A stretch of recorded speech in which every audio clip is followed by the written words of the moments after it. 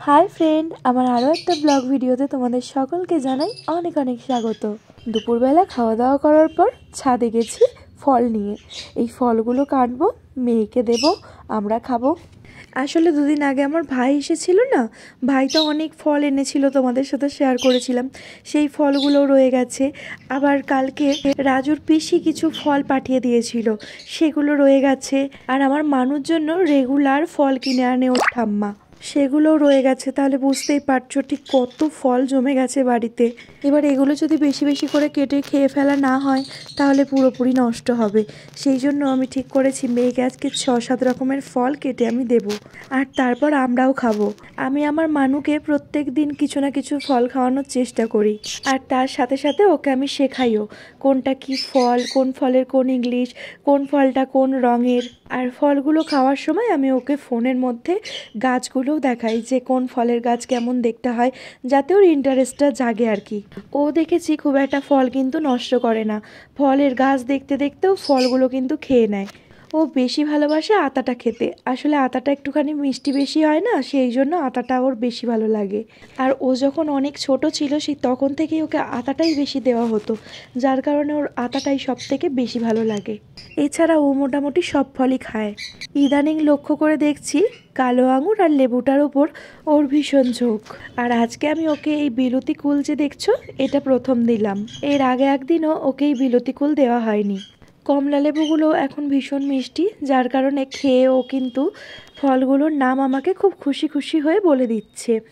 আসলে লেবু অনেক সময় টক হয়, তো তখন সেই লেবুগুলো ওকে দিই না। আর যদিও একটা দুটোর মুখে পড়ে যায় ও সেগুলো নিজে থেকেই বার করে দেয়, ও খেতে চায় না। আঙুরগুলোও আমি খেয়ে দেখছিলাম ভীষণ মিষ্টি, যার কারণে একটা একটা করে টুকটুক করেও খেয়ে নিচ্ছে। খাড়ে খাড়ে করে খুব একটা কসরত আমাকে করতে হয়নি।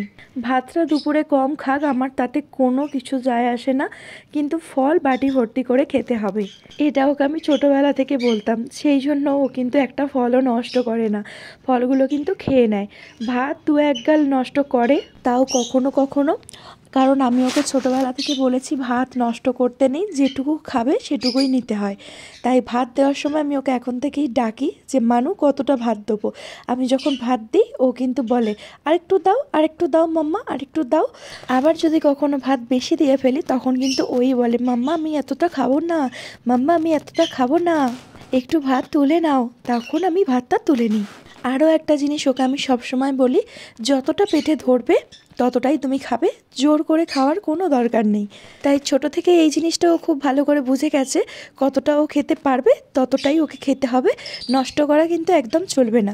তাই ও কিন্তু নষ্ট খুব একটা কিছু করে না, যেটুকু খায় সেটুকুই ও নেয়।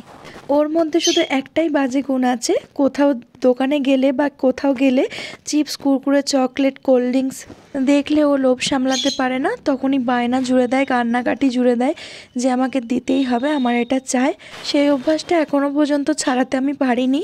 জানি ও বাচ্চা মানুষ, ও বায়না করবে আর ওর নজর ওদিকে যাবেই, তাও চেষ্টা করি যতটা পরিমাণে এই জিনিসগুলো থেকে ওকে দূরে রাখা যায়। কিন্তু কিছু কিছু সময় পেরে উঠি না, তাই কিছু কিছু সময় ওকে সেগুলো দিতে হয় ওর বায়না রাখার জন্য। কিন্তু বেশিরভাগ সময় ভাত, মুড়ি, রুটি, দুধ এইসবের মধ্যেই ওকে রাখার চেষ্টা করি। আর ফলটা রোজ অন্তত 2টো করে ওকে খাওয়াই। এখন আমরা মা মেয়েতে কীরকমভাবে আঙুর খাচ্ছি দেখছো, আমার না এরকমভাবে আঙুর খেলে বেশ রাজকীয় রাজকীয় একটা ভাব লাগে, সেই জন্য আমি আঙুরটা না ছাড়িয়ে আমি এরমভাবে খাচ্ছিলাম। আমার দেখে ওর থালা ভর্তি ফল নিয়েও হচ্ছিল না, ওর মনে হচ্ছিল মাম্মা এর থেকেই আমাকে নিতে হবে, তাই ও আমার সাথে কিন্তু খাচ্ছিল। এই শীতকালে না এই রোদটা ভীষণ পরিমাণে ভালো লাগে, গরমকালে তো ছাদে ওঠার জো থাকে না, কিন্তু এই শীতকালটা ছাদে উঠে অনেকক্ষণ সময় কাটাতে পারি।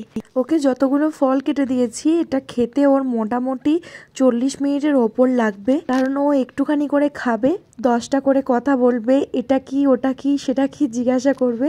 আমার মেয়ের মধ্যে প্রচুর প্রশ্ন, আর সব কিছুর উত্তর ওকে জানতে হবে, সব কিছুর উত্তর ওকে খুঁজে পেতে হবে।